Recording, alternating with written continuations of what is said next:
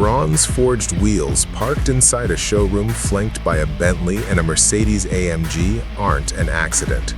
Chevrolet just walked into the $100,000 luxury SUV segment, and they didn't knock. By the end of this video, you'll understand exactly why the Tahoe Z71 Crimson Elite exists at this price point, and why the European grands should be paying very close attention.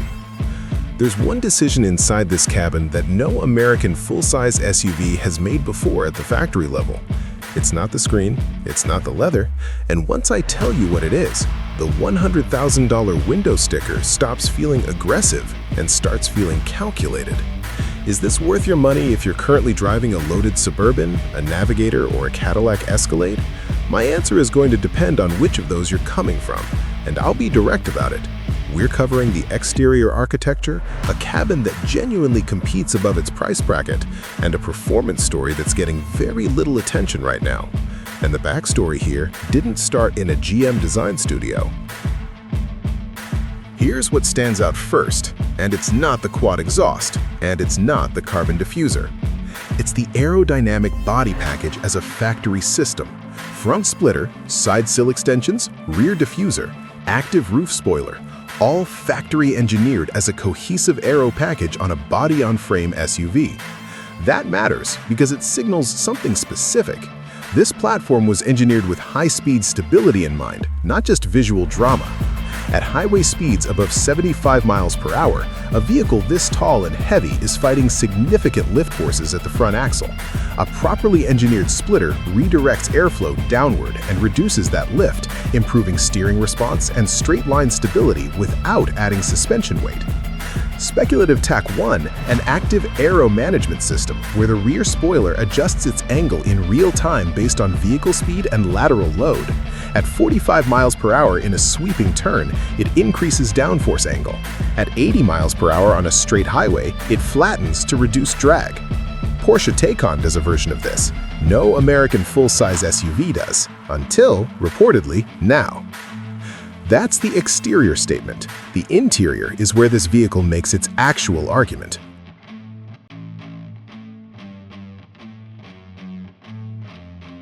Step inside and the contradiction resolves immediately. This doesn't look like a truck-based SUV. The front row carries perforated burgundy and black two-tone leather, not a color pairing you typically see at this trim level outside of European sport flagships. The perforation pattern is fine pitch across the bolster, which means genuine airflow from ventilated seat elements, not just a visual effect. Combined with the black leather surround and red contrast stitching running through every seam, it's a coherent interior color story, aggressive but not gaudy. The door panels tell the material story clearly. Real carbon fiber cap at the top, dark wood grain accent midsection, full leather armrest below. 3 distinct material zones in one panel, each chosen for specific durability and weight properties. Carbon fiber at the top resists flex and dimensional change across temperature extremes. Wood grain midsection provides visual warmth at eye level. Leather armrest where daily contact occurs. This isn't interior design by committee. Someone thought about it. The infotainment runs a wide landscape format. I'd estimate 16 inches, with the instrument cluster fully digital alongside it, creating a continuous screen wall across the dash.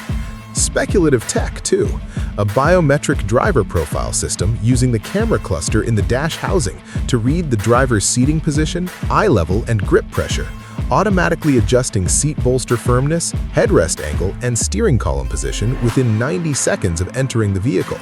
For anyone who shares this SUV with a partner of significantly different build, that eliminates the 5-minute seat adjustment ritual every single time. European systems approximate this. A factory-integrated biometric version on an American platform would be a first. Where I think they've left something on the table, the second and third row, while genuinely spacious and well-upholstered, use a simplified seat cushion design compared to the front. At $100,000, passengers in rows 2 and 3 shouldn't be able to tell the difference in material specification. They currently can. The cabin makes a compelling case. But there's a piece of the origin story that explains why this vehicle was spec'd at this level, and it connects directly to the performance platform underneath it. Here's what I'm hearing about where this brief came from. Apparently, the Crimson Elite specification originated from a fleet acquisition conversation, not retail. A corporate security and executive transport operator needed something that looked like a consumer vehicle, moved like a performance platform, and could accommodate 3 rows of principals.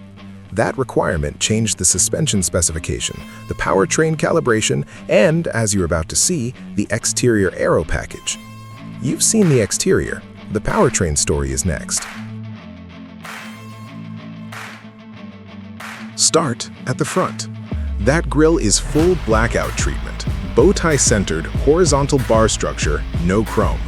It reads aggressive without being cartoonish, and it works precisely because the crimson exterior is doing all the visual work.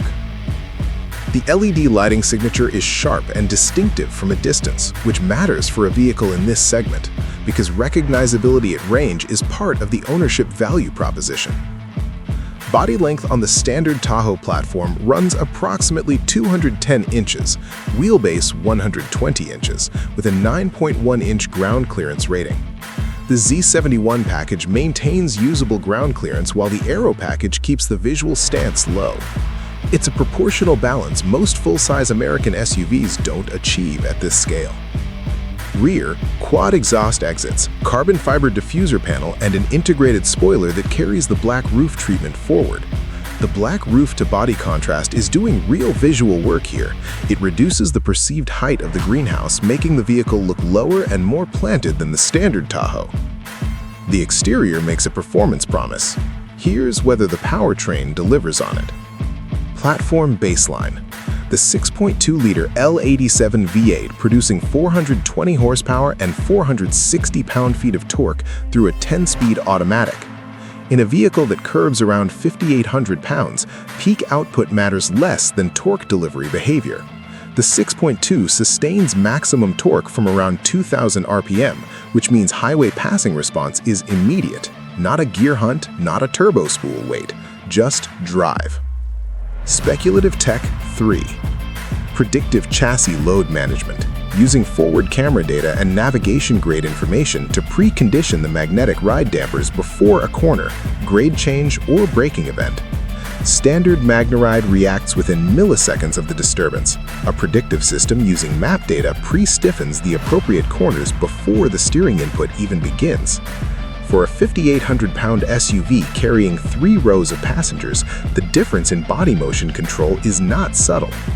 Against a Lincoln Navigator Black Label, which runs comparable weight at 420 horsepower and relies on reactive air suspension, a predictive chassis system on the Tahoe platform would deliver measurably flatter, more composed cornering at real-world speeds.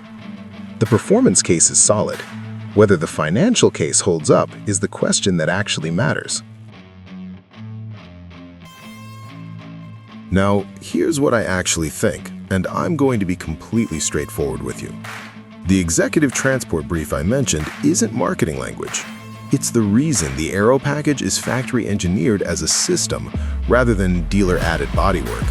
And it's the reason the powertrain calibration prioritizes mid-range torque delivery over peak horsepower. This vehicle was spec'd to move people quickly and quietly. The consumer version is the civilian derivative of that requirement.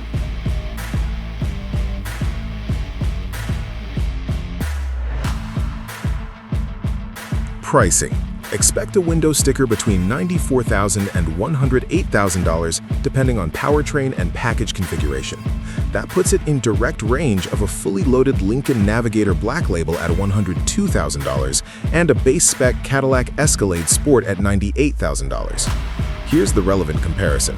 The Navigator delivers comparable space and a genuinely impressive interior, but no factory Aero package and a twin-turbo V6 that produces less low RPM torque than the 6.2 V8.